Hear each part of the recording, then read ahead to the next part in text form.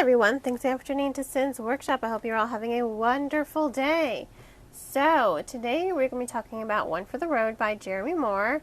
Full disclaimer, this book was a gift to me by the author themselves, and I really did appreciate it. I have to say, I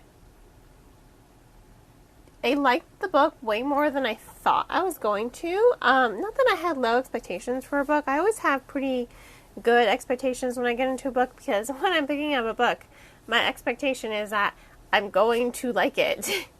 And I did. It always disappoints me when I'm just like, I have to add a book to my DNF pile, or if I finish reading a book and I'm just absolutely, utterly disappointed by it and it didn't live up to any of my expectations. But this one really did live up to my expectations. It really was a really good book. And I think part of the reason why I liked it so much was because the message in the novel itself was very meaningful. The book starts off with Miguel. He wakes up in the desert. He finds himself in a bar. Little does he know the bar is like a halfway point between your death and your afterlife. So he's died. And the point of the death festival is to remind people that, hey, just because you're dead, just look back at your life. You led a very meaningful life.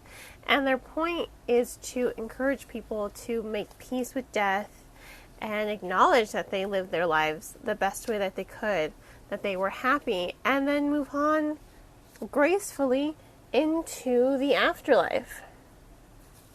Of course, that doesn't always happen. They do have the lost souls. But the goal of Madame Muertos is to limit the amount of lost souls that are unable to move on. Now, Miguel, he doesn't want to move on. He loved life. He just found out his wife was pregnant. In fact, that's how he died. He was on the phone with her. He was crossing the street, and then he was hit by a car. And, he's kind of a little angry, a little resentful. But throughout this story, and I really don't want to give anything away because I really do think it has a really good message, he's encountering all the different sections of the bar. It shapeshifts, it grows, it gets bigger, it expands to accommodate all the dead. And he grows bonds. He becomes so aware, more aware than anyone else. And it's kind of really strange. It's just like, you're not supposed to be this aware of who we are and what we're doing.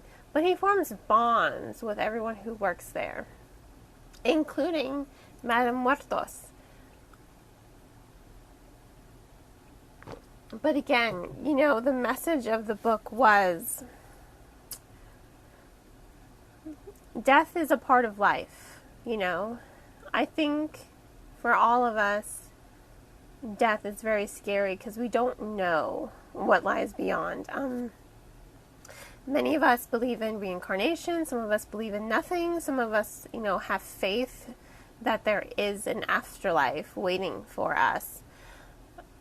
But at the end of the day, I think we're all a little scared of not knowing what comes next. So we get a little scared of death.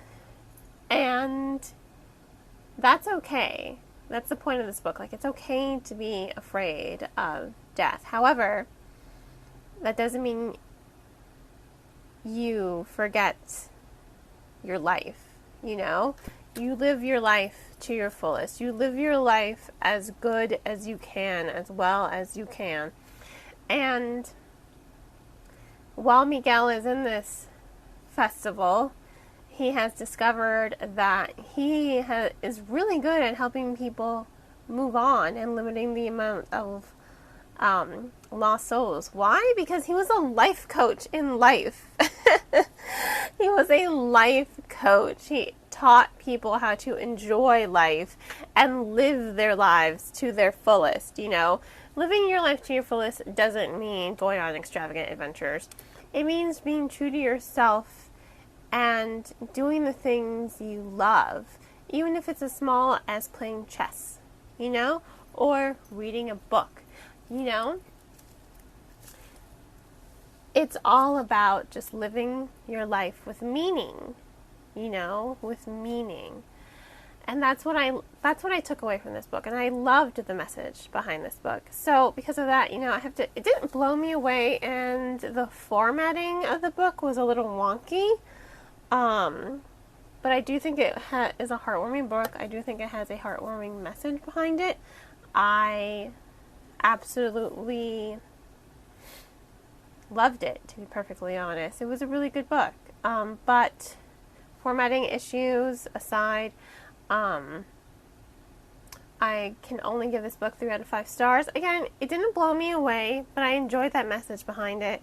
And I really did enjoy the book itself. Not quite 4 stars, but I think a solid 3 stars was really good. So, once again, I'm going to include links in the description below on where you can purchase the book. Really, I do recommend it. I really think everyone should check it out, especially if you know someone who's struggling with life, or just kind of feels down in the dumps, and their life feels like it's not going in any direction. I think this is going to be a book that will definitely lift their spirits, because just live your life, man. Just live it. So once again, I will include links in the description below on where you can purchase the book if you so desire. And on that note, please do not forget to like this podcast, subscribe to it, and share it with all your book-loving friends. You can also become a supporter on any of my social media platforms, or buy me coffee, Ko-fi, or my Etsy store. I hope you all have a wonderful rest of your day, and as always, happy reading.